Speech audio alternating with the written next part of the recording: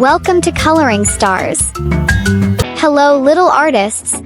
Today we are going to draw and color something sweet. Let's draw one big round circle. That's the first cherry.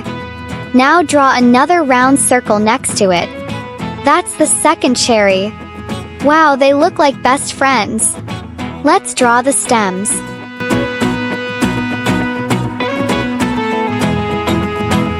Now let's draw a leaf on top.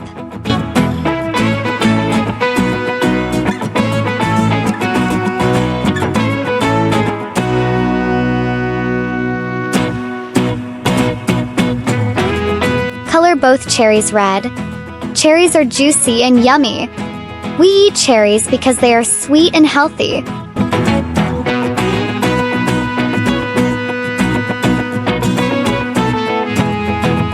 Cherries help us stay strong and happy.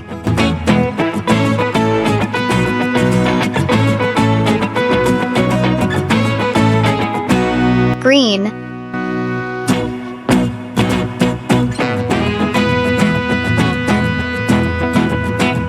Light green. Great job, my little artists. You are doing amazing. I love drawing and coloring. Do you love drawing too? See you next time. Don't forget to subscribe my channel.